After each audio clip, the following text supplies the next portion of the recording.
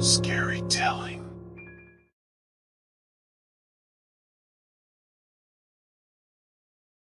I woke up to a dark, stormy night.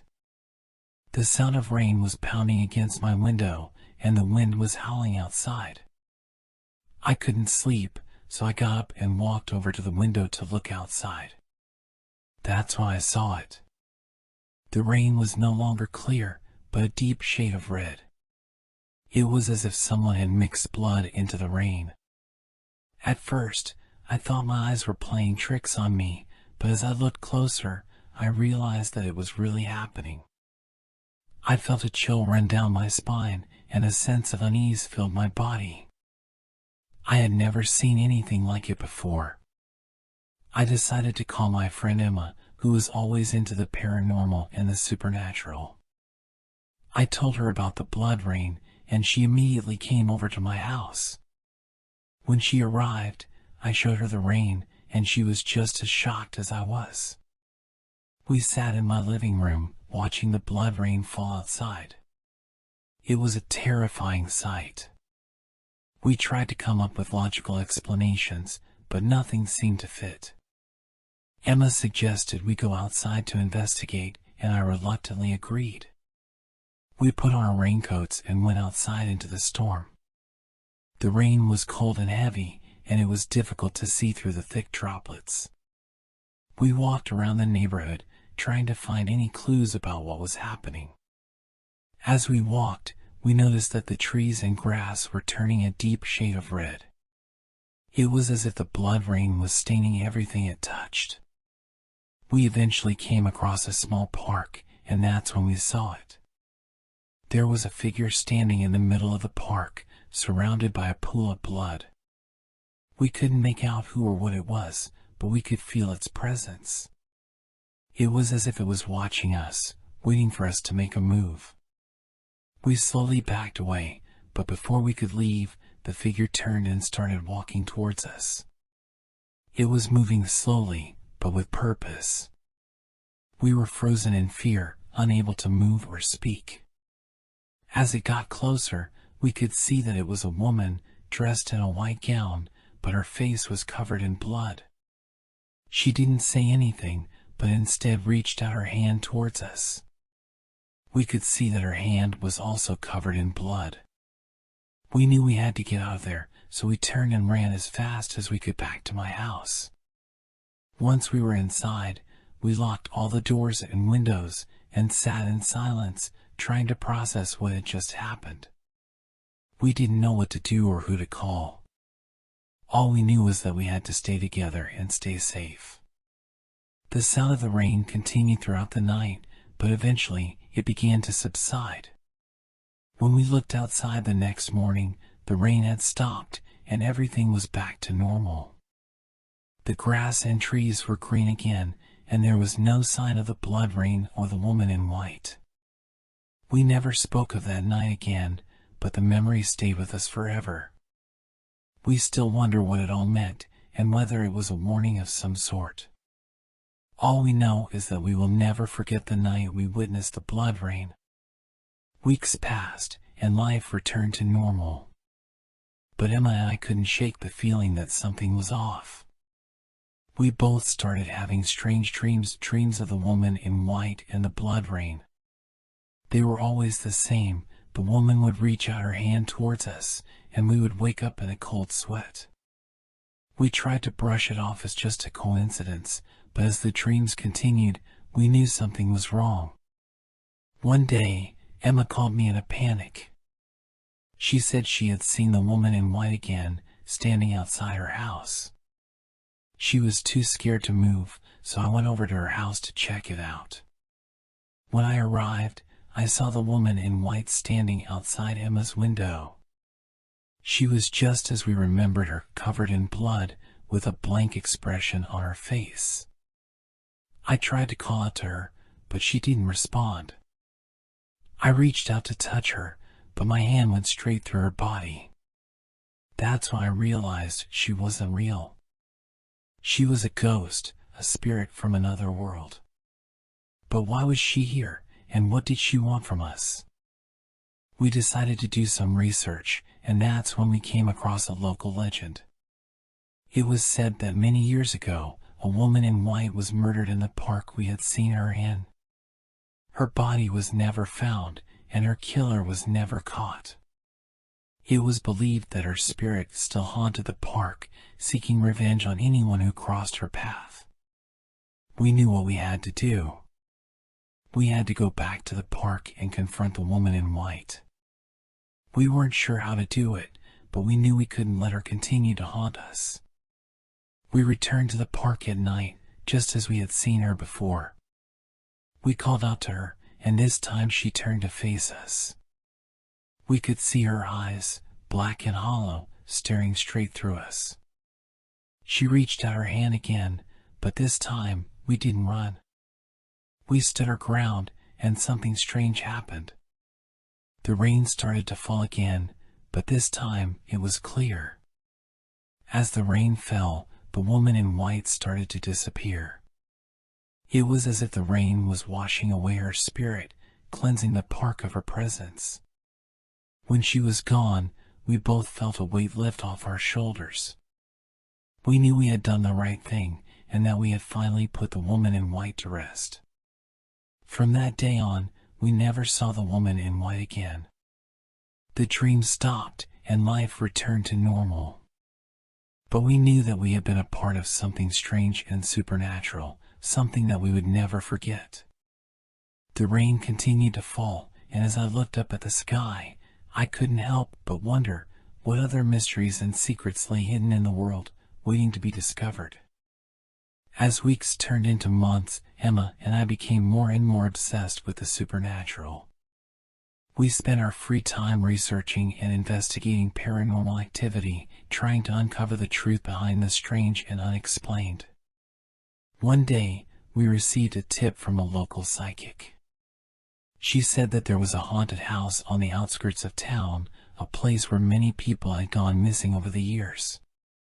She said that the house was cursed, and that anyone who entered it would never return. Emma and I were intrigued.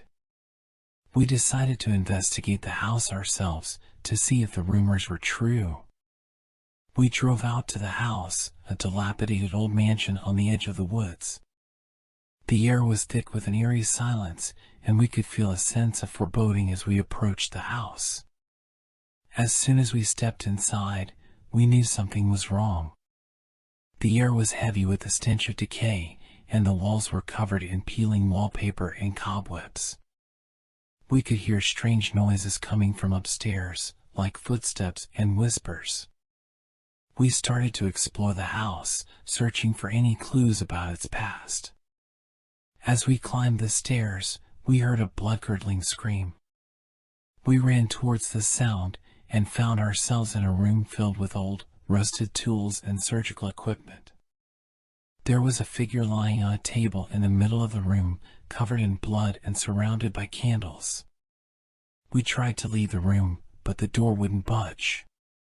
It was as if the house was holding us captive, trapping us inside its walls. We knew we had to find a way out before it was too late. We continued to explore the house, searching for a way out. But every room we entered seemed to lead us deeper into the maze of the house. We were lost, and we knew that something was hunting us. As we rounded a corner, we came face to face with a figure in a white hooded cloak. It was the woman in white, the same ghost that had haunted us before. But this time, she was different. Her eyes were black as coal, and her skin was ashen and pale. She spoke to us, in a voice that was both familiar and terrifying. She told us that we were in her domain now, and that we would never escape. She said that she had been waiting for us, and that she had plans for us. We tried to run, but the woman in white was too fast. She chased us through the house, her laughter echoing through the halls. We knew that we had to find a way out, before it was too late. Finally, we stumbled upon a hidden door. It led to a dark, narrow passage, which we followed until we saw a glimmer of light. We burst out of the house, gasping for air, and collapsed on the ground. As we looked back at the house, we saw the woman in white standing in the window, watching us. We knew that we had escaped, but we also knew that we would never forget the horrors that we had witnessed. We made a pact, then and there. We swore that we would never investigate the supernatural again, that we would leave the mysteries of the world to those who were brave enough to face them. But deep down, we knew that the lure of the unknown was too strong, and that we would never be able to resist the call of the supernatural.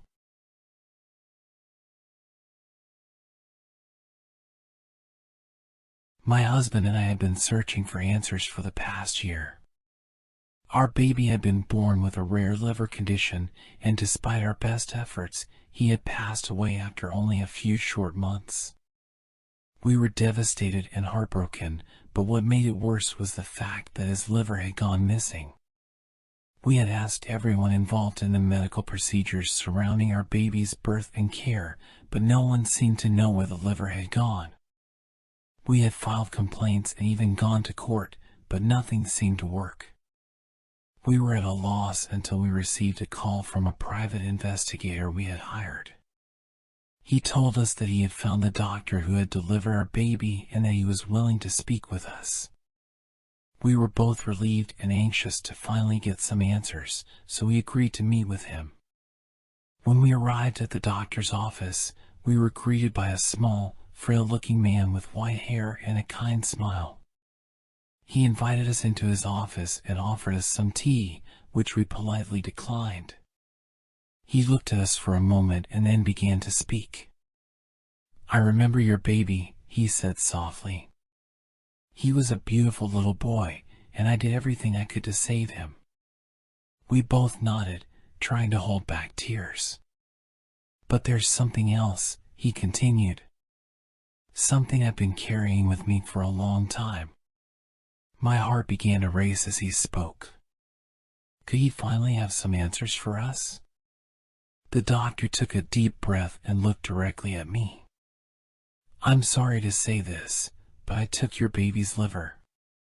My husband and I stared at him in shock. "What do you mean?"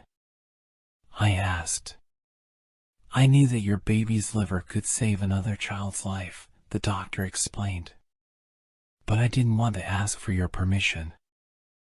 I thought I was doing the right thing, but now I see that I was wrong." I felt sick to my stomach as the reality of what he was saying sank in. He had taken our baby's liver without our consent, and we would never know where it had gone or who had received it. We thanked the doctor for his honesty and left his office in a daze. We had some closure, but it was a hollow victory. Our baby was still gone, and the missing liver was a constant reminder of what we had lost. As we walked out of the building, my husband turned to me and whispered, "Do you think he's telling the truth?" I didn't know what to say. The doctor seemed sincere, but how could we be sure? The missing liver was still a mystery, and I didn't know if we would ever get the answers we so desperately wanted. Days turned into weeks, and weeks turned into months. My husband and I tried to move on, but the missing liver continued to haunt us. We couldn't help but wonder who had received it and if they were okay. We also couldn't shake the feeling that there was something more to the doctor's story. One day, my husband received a call from an unknown number. He answered it, and I could hear a woman's voice on the other end. She sounded panicked and upset. "Is this the father of the baby who donated his liver?" she asked. My husband was taken aback.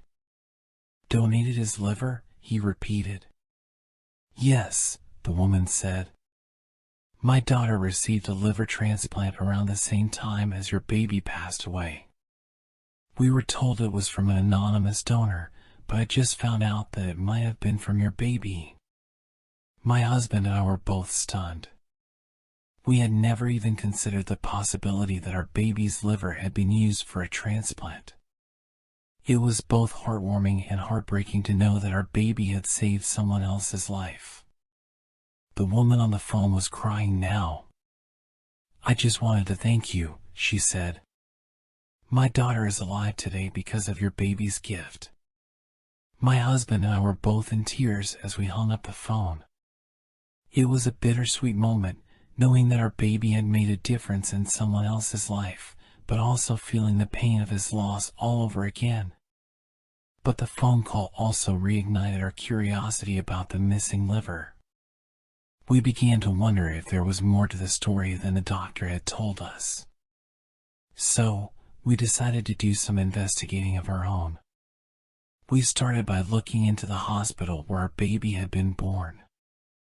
We scoured through old records and talked to anyone who would listen. Eventually, we stumbled upon something strange.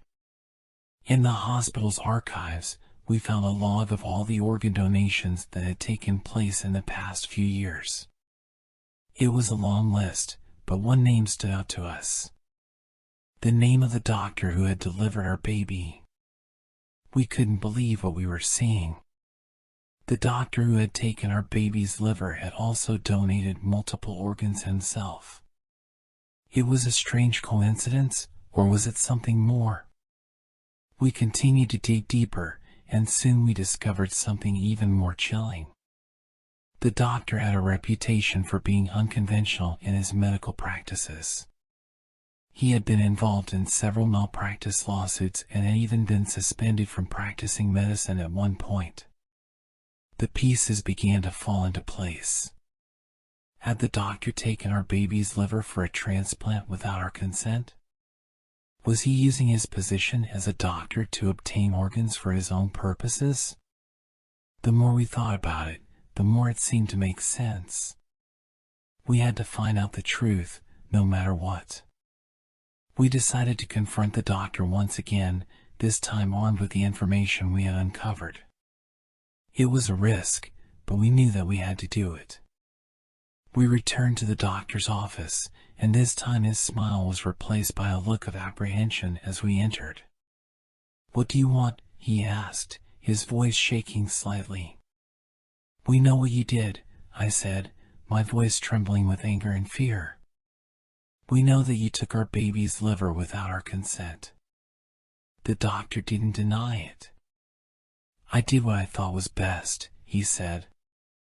"I wanted to save another child's life." "That's not your decision to make," my husband shouted. The doctor looked at us with tears in his eyes. "I'm sorry," he said. "I was wrong. But please, you have to understand that I only wanted to help." "You violated our trust and our rights as parents," I said, my voice shaking. "And what about the other organs you donated? Did you take those without the donor's consent too?" The doctor's face went pale. "What are you talking about?" he asked, his voice barely a whisper. "We know that you donated multiple organs yourself," my husband said, his voice cold and angry. "We found the hospital records." The doctor looked like he was about to faint. "I had no choice," he said. "I was in debt, and the organ donors were all dead. I thought it was a victimless crime." "A victimless crime?" I shouted. "What about the families of those donors? Don't they have a right to know what happened to their loved ones' organs?" The doctor was silent, his head bowed in shame. We could see the regret in his eyes, but it was too late. The damage had already been done. We left the doctor's office feeling both relieved and angry. We finally had the answers we had been searching for, but at what cost?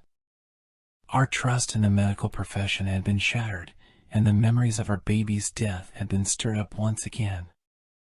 But we also felt a sense of closure. We knew that we had done everything we could to uncover the truth, and we had held the doctor accountable for his actions. As we walked out of the building, a gust of wind blew past us, carrying with it a faint whisper. It was almost as if we could hear our baby's voice, thanking us for finally finding out the truth. We looked at each other, tears in our eyes, and we knew that we would always carry our baby's memory with us, no matter what.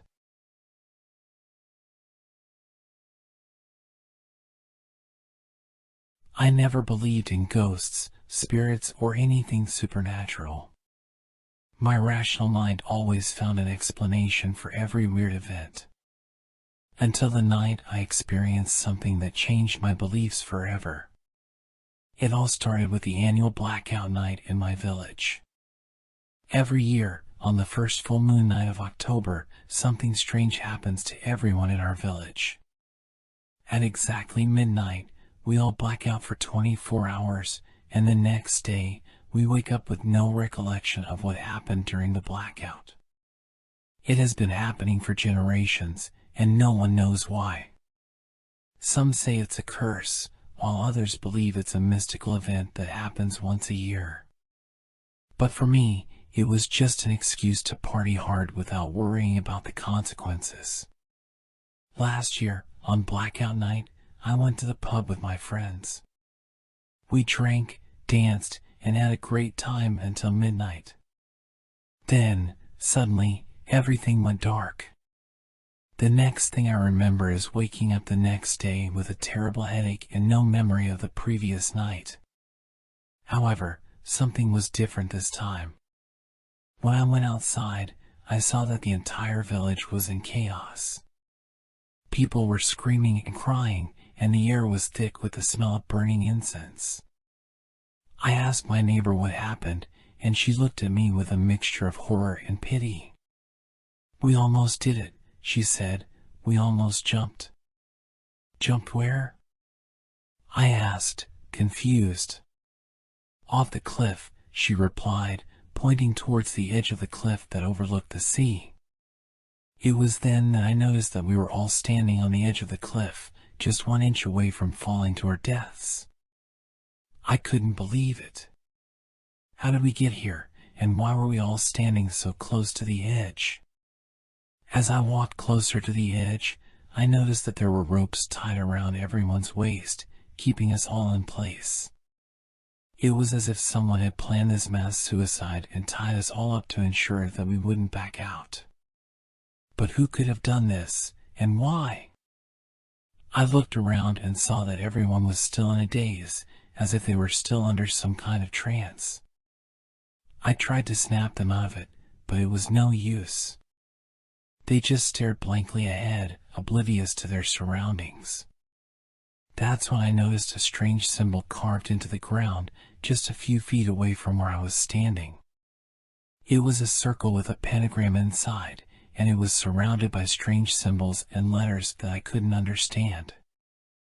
I had never seen anything like it before, and it sent shivers down my spine. Suddenly, a voice behind me made me jump. It was the village elder, a wise old man who had lived in the village for as long as anyone could remember. "Come with me," he said, beckoning me to follow him. I hesitated for a moment, unsure whether I could trust him, but then I remembered that he had always been kind to me, and I had no reason to suspect him of anything sinister. So, I followed him towards his house, hoping that he could shed some light on what had happened. As we walked, he told me about a legend that had been passed down from generation to generation. According to the legend, the village had been cursed by a powerful sorceress who had been wronged by one of her ancestors. She had vowed to take revenge on the village by casting a spell that would make everyone forget their past and plunge them into darkness for 1 night every year. And on that night, she would try to coax them into jumping off the cliff, hoping to take as many lives as possible as revenge. I was skeptical, but the events of the night before had shaken me to the core, and I was willing to believe anything at this point. As we approached his house, I noticed that the symbol on the ground was painted on his front door. It was clear that he knew more than he was letting on. I demanded an explanation, but he just smiled and invited me in for tea. As we sat down, he began to tell me the real story behind the blackout night, a story that was far more terrifying than any legend or curse. The village elder's house was dimly lit, and the air was thick with the smell of incense. He sat across from me, sipping his tea as he began to tell his story. Many years ago, Before the village was even built, this land belonged to a powerful sorceress. She was feared and respected by all who knew her, and her magic was said to be unparalleled. He took a sip of his tea before continuing. One day, a group of settlers arrived on this land and decided to build a village. They didn't know that it belonged to the sorceress, and they didn't bother to ask for her permission. She was outraged and vowed to take revenge on them. The settlers didn't know what they were dealing with. They thought that they could tame the sorceress and make her their own. But they were wrong. She cursed the entire village, making them forget their past and plunging them into darkness for one night every year. And on that night, she would try to coax them into jumping off the cliff, hoping to take as many lives as possible as revenge. I sat there, stunned. The village elder's story was more terrifying than anything I had ever heard before. But there was something about it that didn't quite add up. If this curse was cast by a sorceress so powerful, why hasn't anyone tried to break it? I asked. The village elder looked at me, his eyes darkening. Many have tried, but none have succeeded. The sorceress's power is too great, and those who try to break the curse often end up dead. I felt a chill run down my spine. Was this curse really unbreakable? Suddenly, a loud knock on the door interrupted our conversation. The village elder stood up and opened the door to reveal a group of men, all armed with weapons. "What's going on?" I asked, feeling a sense of unease. "The curse must be broken," the village elder replied. "And the only way to do that is to destroy the sorceress's power source." "What power source?" I asked. He turned to me, his eyes intense. "The symbol on the ground. It's the source of the sorceress's power. Destroy it, and the curse will be broken." The men nodded in agreement, and we all set out towards the cliff, determined to put an end to the curse once and for all. As we approached the cliff, I noticed that the ropes had been removed, and everyone seemed to be coming out of their trance. It was as if the curse had already been broken. But I knew that it was too good to be true. Suddenly, a figure appeared in front of us. It was the sorceress, and she was furious. "You dare to enter my land and destroy my power source?" she hissed. The men drew their weapons, ready to fight. But the sorceress was too powerful. She raised her arms, and a powerful gust of wind knocked us all off our feet. I watched in horror as the sorceress began to chant, her voice growing louder and more sinister with every passing moment. I knew that we were doomed, that the curse would never be broken. And then, everything went black. When I opened my eyes, I found myself in a dark, unfamiliar place. I looked around, trying to get my bearings, but it was too dark to see anything. Suddenly, I heard footsteps approaching. I tried to move, but my limbs felt heavy, and my body wouldn't respond. A figure appeared in front of me, and I realized with horror that it was the sorceress. She smiled, revealing a row of sharp teeth. "Welcome to my realm," she said. "You and your fellow villagers will make fine additions to my collection." I tried to speak, but my voice was barely a whisper. "What do you want from us?" I managed to ask. The sorceress's smile widened. "I want your souls," she replied, "to feed my power and make me even stronger." I felt a surge of fear wash over me. This was a nightmare come to life. The sorceress raised her hands, and I felt a pull at my chest. It was as if something was trying to rip my soul from my body. I screamed, but no sound came out. And then, everything went black. When I opened my eyes again, I was back on the cliff. The sorceress was gone, and the other villagers were gathered around me, looking confused and frightened. "What happened?" I asked, still trying to catch my breath. One of the villagers, a man I recognized as a local doctor, approached me. "We found you lying unconscious on the ground," he said. "We thought you were dead." I looked around, trying to make sense of what had just happened. The sorceress, the curse, the other realm, it all felt like a bad dream. And yet, deep down, I knew that it was all too real. "We need to destroy the symbol," I said, my voice shaking. "That's the only way to break the curse." The other villagers nodded in agreement, and we set out towards the symbol on the ground. It was a large circle, with intricate designs etched into the surface. I could feel the sorceress's power emanating from it, like a dark energy that threatened to consume us all. I took a deep breath and raised my hand.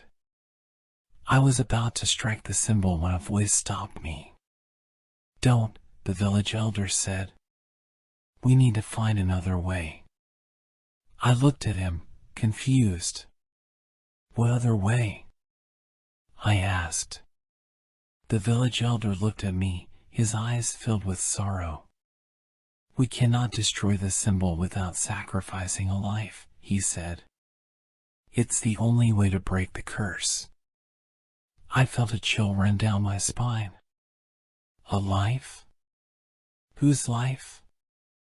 And then I realized the horrible truth. It had to be mine. I couldn't believe what I was hearing. My own life, sacrificed to break the curse? It was too much to bear. But deep down, I knew that it was the only way. I had seen the sorceress's power firsthand, and I knew that if we didn't act fast, she would destroy us all. "I'll do it," I said, my voice barely above a whisper. The other villagers protested, but I stood firm. I had to do this, for the sake of my village, for the sake of my family and friends. We made preparations for the sacrifice. The village elder and the doctor performed a ritual, chanting incantations and drawing symbols on the ground. I stood in the center, my heart pounding in my chest. And then, it was time. The village elder raised his hand, holding a knife, and looked at me with a mixture of sadness and resignation. "I'm sorry," he said. And then he plunged the knife into my chest. I felt a sharp pain, like a hot poker searing through my flesh. And then, everything went black. When I opened my eyes again, I was back on the cliff. But this time, everything was different.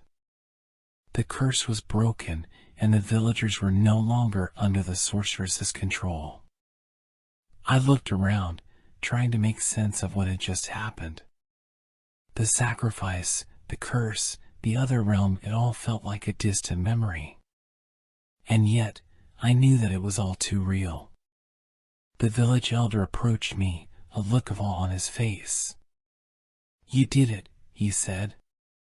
"You broke the curse." I smiled weakly, still feeling the pain in my chest. "I had to do it," I said. "For all of us." The village elder nodded, his eyes filled with respect. "You are a hero," he said. "And your sacrifice will never be forgotten."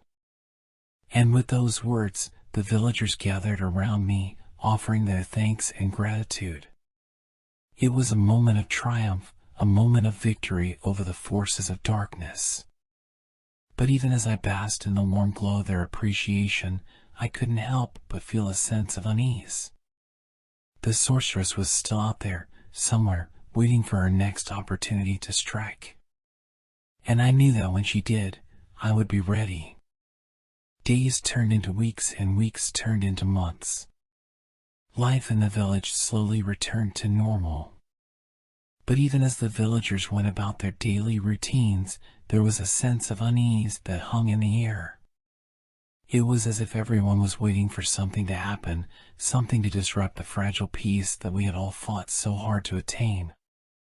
And then, one day, it happened. I was walking back to my house after a long day at work when I saw her. The sorceress was standing at the edge of the village, her eyes fixed on me. She looked exactly the same as she had the last time I had seen her, with her long black hair and pale white skin. But there was something different about her this time. Something more dangerous. I stopped in my tracks, feeling a shiver run down my spine. "What do you want?" I asked, trying to keep my voice steady. The sorceress didn't say anything. Instead, she just stood there, staring at me with her piercing eyes. And then, without warning, she started to walk towards me. I backed away, my heart racing in my chest. "What do you want?" I repeated, more urgently this time. The sorceress continued to advance, her movements slow and deliberate. And then, just as she was about to reach me, I heard a voice from behind. "Stop!" It was the village elder, his voice filled with anger and determination. The sorceress turned to face him, a wicked smile spreading across her face. Well, she said. "If it isn't the village elder. I thought you were dead." The village elder stood tall, his eyes fixed on the sorceress. "I am not afraid of you," he said. "You may have power, but we have something that you will never understand. We have love. And that is stronger than any curse you could ever place on us." The sorceress laughed, a cold, cruel sound that sent chills down my spine. "Love," she said. "Love is nothing. It is a fleeting emotion, a weakness that can be exploited. You may have broken my curse, but you are still nothing. And I will destroy you all." With those words, the sorceress disappeared, leaving behind only the sound of her laughter. I looked at the village elder, my eyes wide with fear. "What do we do now?" I asked. The village elder looked at me, his face serious. "We prepare," he said, "for the next time she comes. Because she will come, make no mistake about that. And when she does, we will be ready." I nodded, feeling a sense of determination wash over me. The sorceress may have been powerful, but we were stronger. We had love, and we had each other. And that was all that mattered.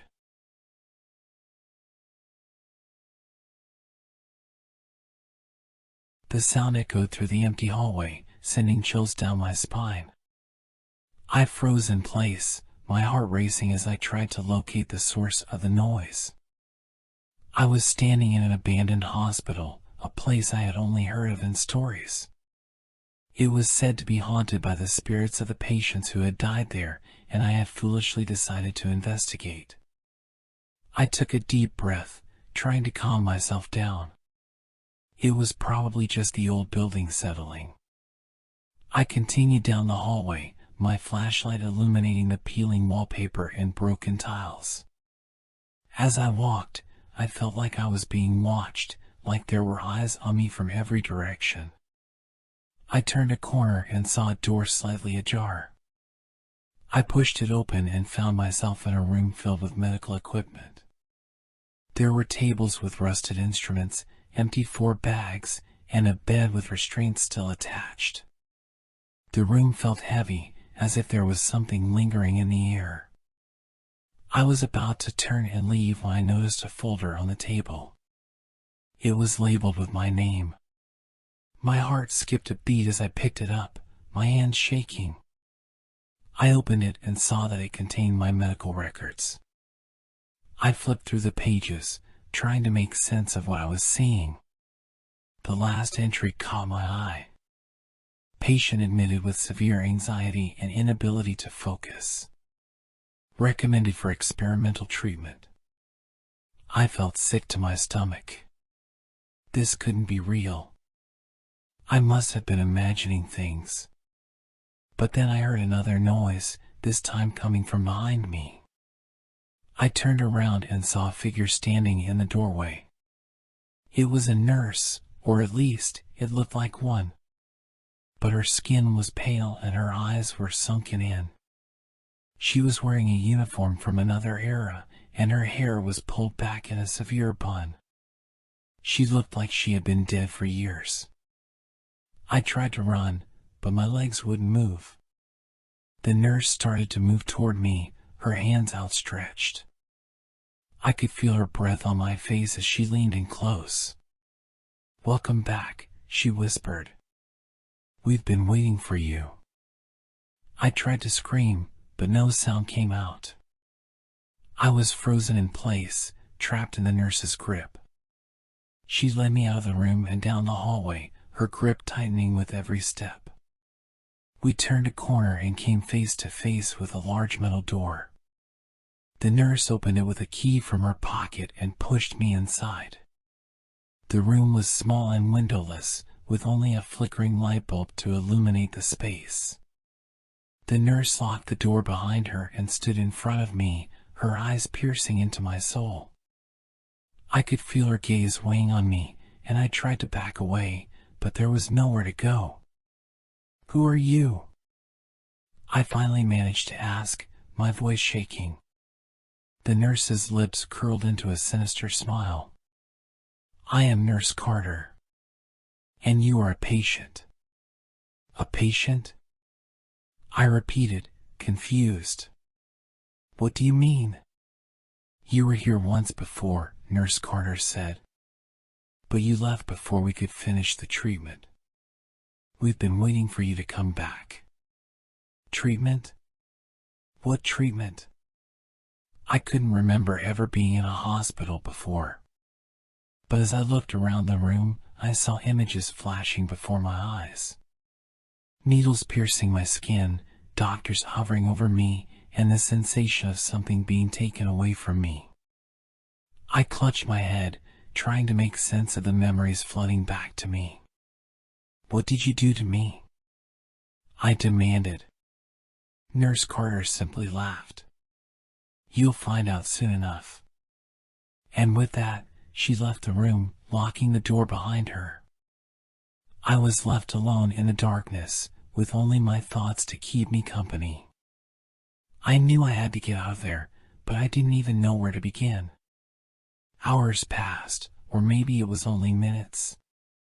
Time seemed to stand still in that place. I was on the brink of giving up hope when I heard a noise outside the door. It was a faint tapping, almost like Morse code. I listened carefully and realized that someone was trying to communicate with me. I tapped back, hoping that whoever was on the other side could hear me.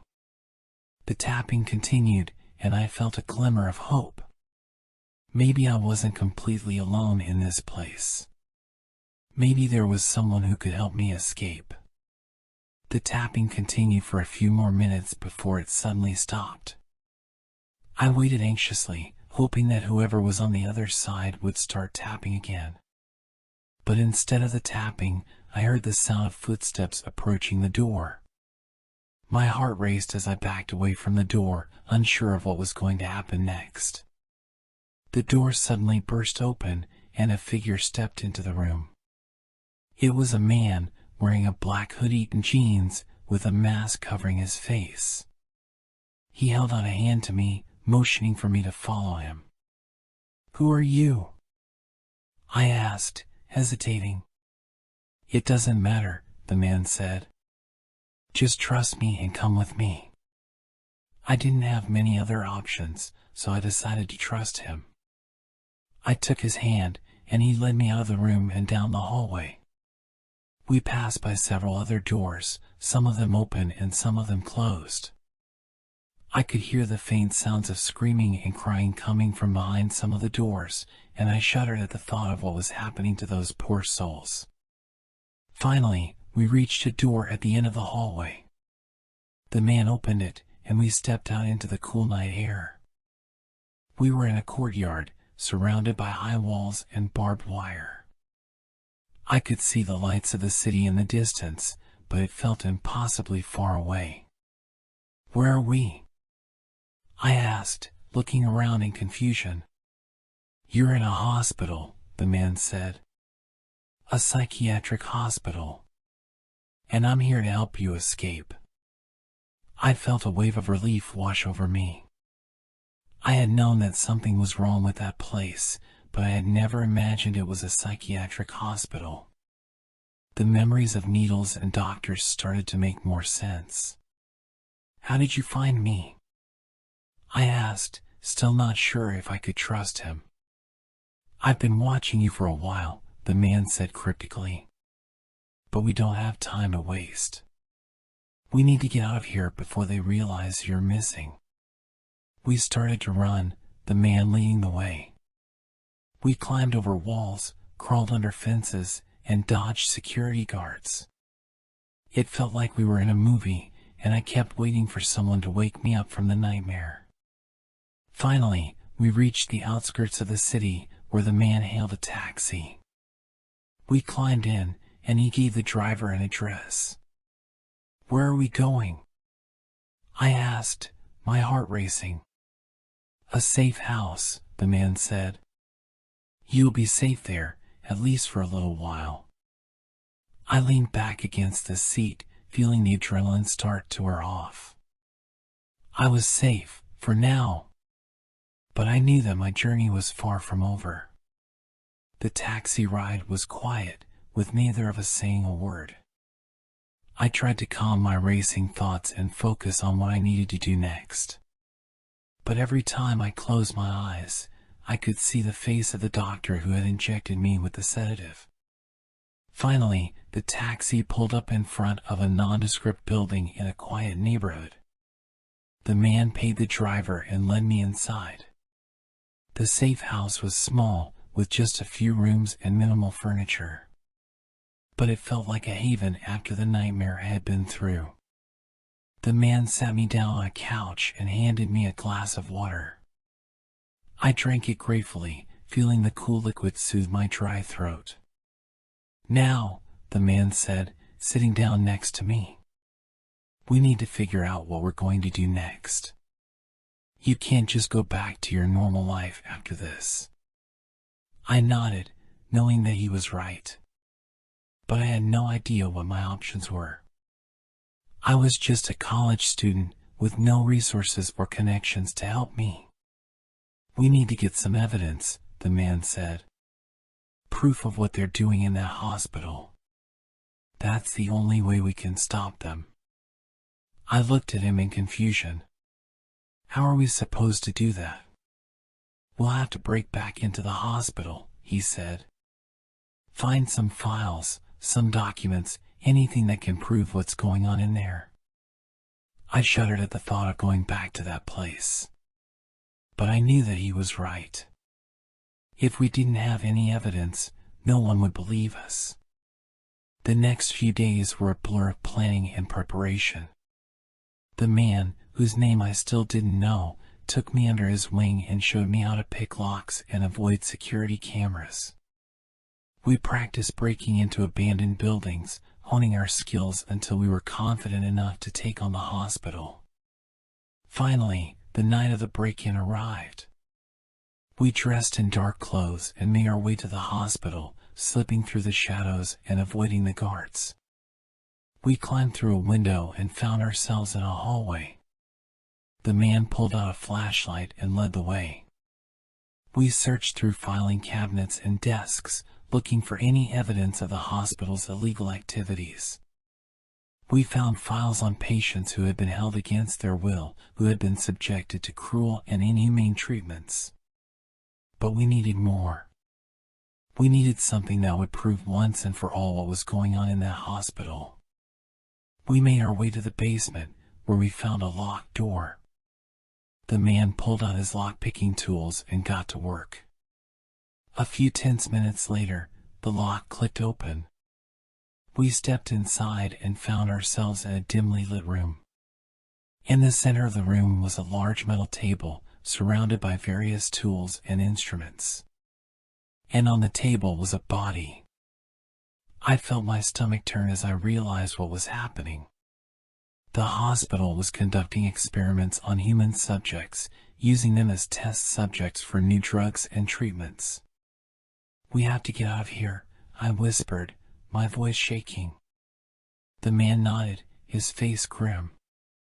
We quickly gathered up as many files and documents as we could carry and made our way back to the window. But as we climbed out, a guard spotted us. He shouted an alarm, and suddenly the entire hospital was alive with activity. We ran as fast as we could, dodging security guards and jumping over fences. But it felt like we were running in slow motion, like the entire world was closing in on us. Finally, we made it back to the safe house. We locked the door behind us and collapsed onto the couch, panting and sweating. "We did it," the man said, a note of triumph in his voice.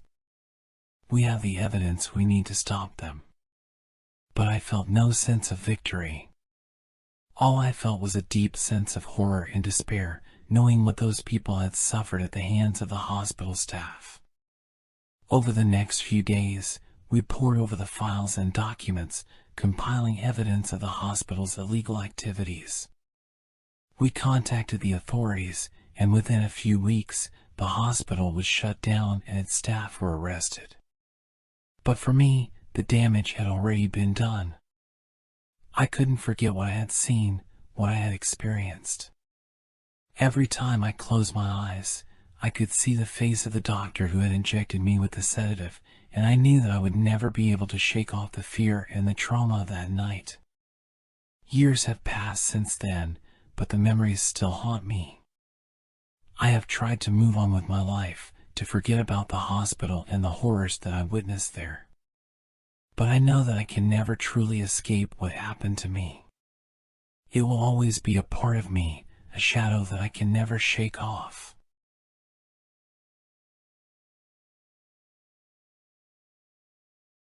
As I sit to relieve myself against a tree, a brown cub appears next to me. It looks up at me with innocent eyes, seemingly unaware of the danger it could be in by approaching a human. I freeze, unsure of what to do. Do I run away? Do I try to scare it off? My mind races as I contemplate my next move. Suddenly, I hear a rustling in the bushes nearby. I turn to look, and to my horror, I see the mother bear emerging from the underbrush. She's massive, with thick fur and sharp claws that glint in the sunlight. I'm paralyzed with fear, my heart pounding in my chest. As she approaches, I try to back away slowly, but my legs feel like lead. The bear lets out a low growl, and I know I'm in trouble. I close my eyes, expecting the worst, when suddenly, I hear a voice. "Hey! Over here!" I open my eyes to see a man standing nearby, waving his arms and shouting at the bear. It seems to work, as the bear hesitates for a moment before turning and lumbering back into the woods. The man approaches me, and I can see that he's wearing a ranger's uniform. "Are you okay?" he asks. I nod, still in shock. "Good," he says. "You shouldn't be out here alone. The woods can be dangerous, especially this time of year." He helps me to my feet and leads me back to the trailhead. As we walk, I can't shake the feeling that something is watching us from the shadows. It's as if the woods have eyes, and they're following our every move. As we walk, I glance over my shoulder, half expecting to see something lurking in the trees. But there's nothing there, just the rustling of leaves and the distant chirping of birds. We make it back to the trailhead without incident, and the ranger sees me off with a stern warning to be careful in the woods. As I walk back to my car, I can't help but feel like something is off. It's not just the encounter with the bear that's got me spooked. It's the sense of unease that's been building inside me ever since I set foot in these woods. I shake my head, trying to clear my thoughts. It's just my imagination, I tell myself. There's nothing to be afraid of. But as I drive away, I can't shake the feeling that I'm being watched. It's as if something in the woods is following me, waiting for the perfect moment to strike. That night, I have trouble sleeping. Every time I close my eyes, I see the mother bear looming over me, her jaws gaping wide. I toss and turn, trying to find a comfortable position, but nothing seems to help. Finally, in the early hours of the morning, I drift off into a fitful sleep. But even then, the dreams are haunted by the memory of the woods. In the morning, I wake up feeling groggy and disoriented. I stumble into the bathroom and splash some cold water on my face, hoping it will wake me up. But as I look up into the mirror, I see something that makes my blood run cold. There, in the reflection, is a pair of glowing eyes staring back at me. I scream and stumble backwards, tripping over the bath mat and hitting my head on the tile floor. As I lie there, dazed and confused, the eyes disappear, leaving me alone in the silent bathroom. I shake my head, trying to clear the cobwebs. It's just my imagination, I tell myself. There's nothing to be afraid of. But deep down, I know that's not true. The woods have eyes, and they're watching me, waiting for me to make a mistake. Over the next few days, I try to go about my life as usual. But no matter where I go, I can't shake the feeling that something is following me. It's as if the woods have a hold on me, and they won't let go. One night, as I'm lying in bed, I hear a strange noise outside my window. It sounds like scratching, or maybe something trying to claw its way inside. I sit up, heart racing, and peer through the blinds. At first, I see nothing. But then, as my eyes adjust to the darkness, I catch a glimpse of something moving in the shadows. It's too dark to see what it is, but I know that it's out there. I try to tell myself that it's just an animal, maybe a raccoon or a stray cat. But deep down, I know that's not true. The woods have eyes, and they're watching me. The next day, I decide to take a walk in the woods. It's a beautiful day, with bright sunshine and a gentle breeze. But as I step onto the trail, I feel a sense of dread creeping over me. I try to push it aside and focus on the beauty around me. The way the sunlight filters through the trees, the sound of birds chirping in the distance. But no matter how hard I try, I can't shake the feeling that something is watching me. As I'm walking, I notice a strange symbol etched into the bark of a nearby tree. It's a circle with a triangle inside, and it looks like it's been carved with a knife or some other sharp object. I shiver, realizing that I've seen that symbol before. It's a symbol of the occult, a sign of dark magic and evil forces at work. Suddenly, I hear a twig snap behind me. I spin around, but there's no one there. Just the rustling of leaves and the distant sound of a bird taking flight. I turn back around, only to find myself face to face with the mother bear from before. She's standing on her hind legs, towering over me like a giant. I freeze, my heart pounding in my chest. But then, to my surprise, the bear starts to speak. "You should not have come here," she growls. "These woods are not safe for humans. Leave now, before it's too late." I nod, too terrified to speak. The bear turns and disappears into the trees, leaving me standing there, alone and trembling. I know now that the woods have eyes, and they're watching me. But I can't seem to shake the feeling that there's something else out there, something even more sinister than the mother bear.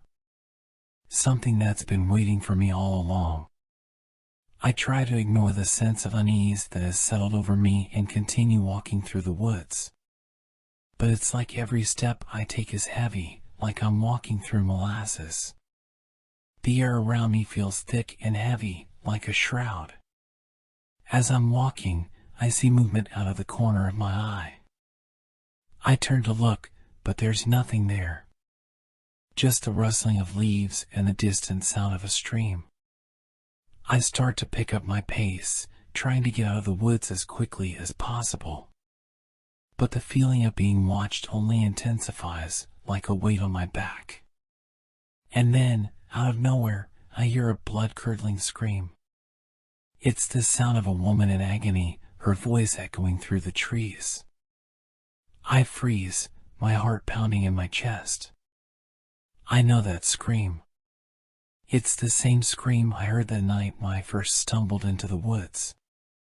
I start to run, my legs pumping furiously as I try to get away from that sound. But no matter how fast I run, the scream only gets louder. I burst through the trees, gasping for air, and find myself standing in front of the old abandoned cabin. It's just as I remembered it, with its broken windows and rotting wood. But now, there's something different about it. There's an eerie glow emanating from within, like a beacon in the darkness. I know I shouldn't go in. I know it's a trap, that something is waiting for me inside. But the scream is coming from within, and I can't ignore it. I take a deep breath and step inside, my heart pounding in my chest. The air inside the cabin is thick and heavy, like I'm wading through molasses. And then, I see her. The woman from my dreams, the one I saw on the night I first stumbled into the woods. She's lying on the ground, writhing in agony, her body twisted and contorted in pain. I rush over to her, trying to help her, but there's nothing I can do. She's already gone, her body consumed by whatever dark magic is at work in these woods. And then, I hear a voice behind me. "Welcome, my dear," it says. "I've been waiting for you."